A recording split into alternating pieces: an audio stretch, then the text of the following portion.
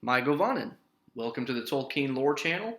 I'm the Tolkien Geek, and in this video I'll be counting down the top 5 ways that J.R.R. Tolkien affected modern culture. And for purposes of this list, I'm basically going by which one of these items has impacted our lives in a more concrete way. So some of them we may encounter more commonly, but they don't really impact that much of how we go about our day-to-day lives or anything like that.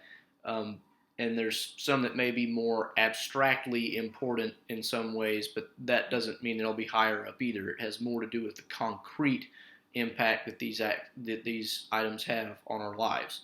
So, with that said, let's get started with number 5. Starting off number 5 on our list is a kind of funny one, actually.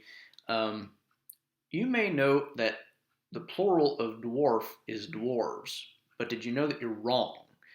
So, in The Hobbit, J.R.R. Tolkien used the plural dwarves basically as an error. He admitted in one of his letters to, I think, one of his publishers that dwarves was actually a personal grammar error on his own part that was admittedly absurd for somebody who is into language as he was. In the same letter, he pointed out that the really original, correct version of the plural for dwarf should be dwero, which you may recall is part of the name for Moria in one language or another, Dwerodelf. That even gets mentioned by Gandalf in the movies. So the technically correct version is dwarfs, and you'll notice that in the Snow White and the Seven Dwarfs maintains that, although oddly enough, there's actually a piece of trivia I read recently indicates that a lot of people now refer to it as Snow White and the Seven Dwarves because the plural has become so widely accepted. And, it makes a lot of sense. We don't say leaf leafs, we say leaf leaves. And the same for a lot of other words that end in F. They typically go VES. And so it's an easy mistake to make. And the fact that J.R.R. Tolkien made that mistake in The Hobbit and it became so popular, it's basically become the new normal plural, completely unintentionally on his part. It wasn't intentional for him to use a wrong plural. It just happened. And it just so happens that the rest of us have caught on. Apparently, now you'll still find both versions out there, but dwarves is much more common now than it used to be. So, starting off number 5 with a humorous example, but there you go. Number 4, the fantasy genre. Before Tolkien, fantasy and fairy tale were more or less synonymous, and they basically meant children's stories. And, of course, that's kind of what Tolkien started out with The Hobbit, but he always had a bigger world behind The Hobbit that The Hobbit kind of just fell into, sort of. So Tolkien had been developing what we know of as the Silmarillion for a long time before he wrote The Hobbit. And of course, when he wrote The Lord of the Rings as a sequel to The Hobbit under pressure from his publishers, he basically he just went with it. He rolled with the idea that The Hobbit is part of this broader world, and it became a huge fantasy epic. And eventually the Silmarillion itself was published posthumously by Christopher Tolkien, his youngest son.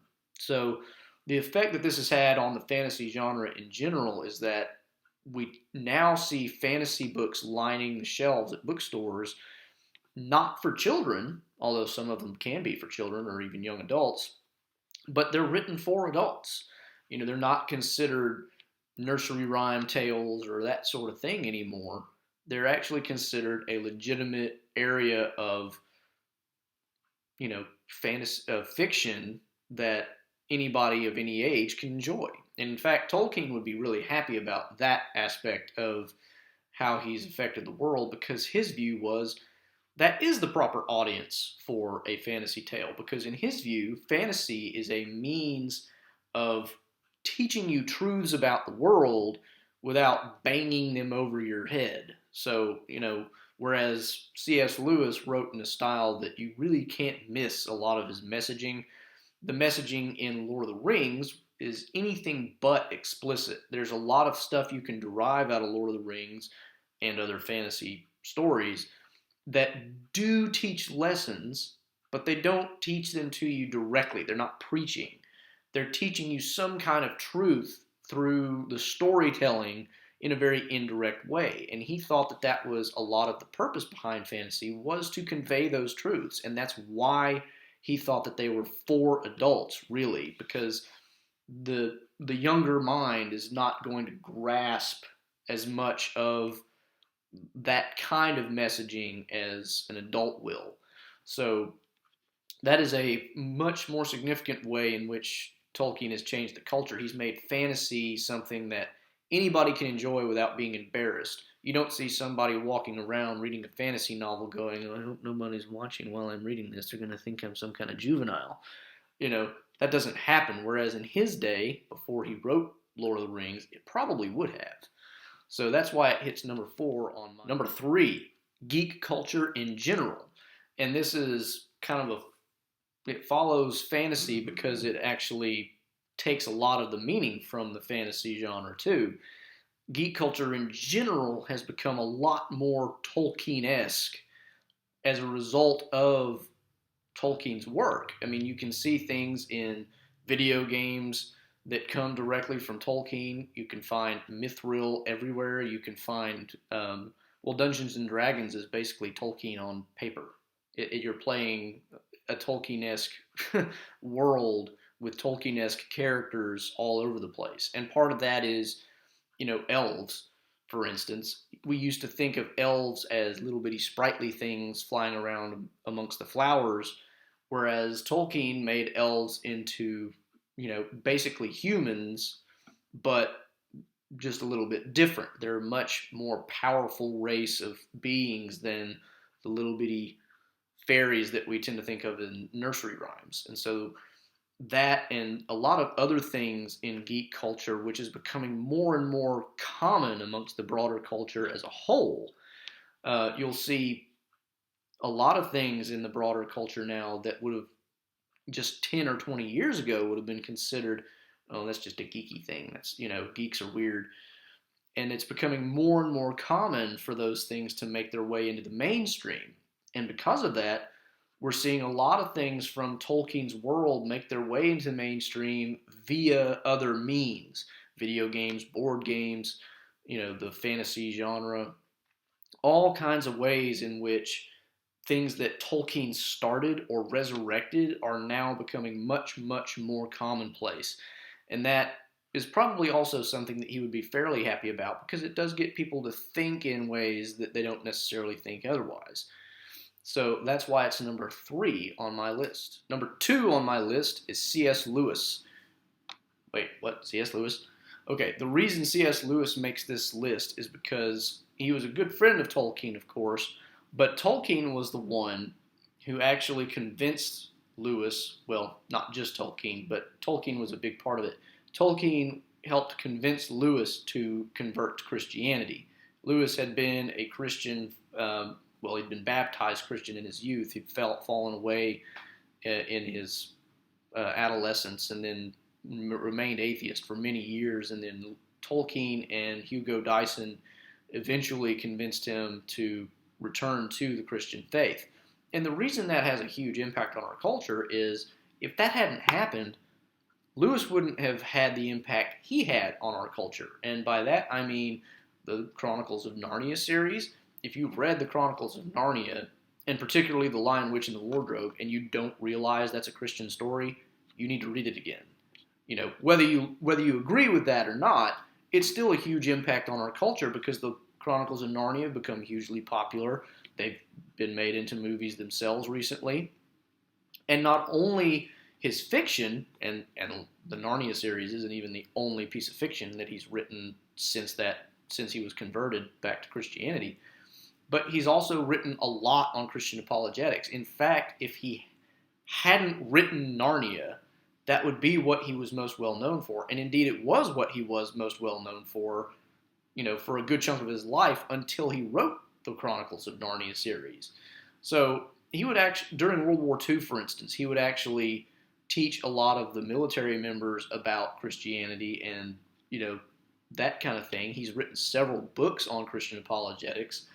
And to this day, he's considered, one of the better Christian apologists in the past 150 years. And that's partially just because of the incisiveness of his thinking, the way that he, can boil things down to really simple topics and get you to see things that you wouldn't necessarily think of on your own. But none of this would have happened if Tolkien and Hugo Dyson hadn't managed to convince him to convert to Christianity. And, again, you can disagree with Christianity all you like, but you can't deny that that's a huge impact on the culture. And it's one that we wouldn't have without Tolkien, more than likely. Number 1, Beowulf.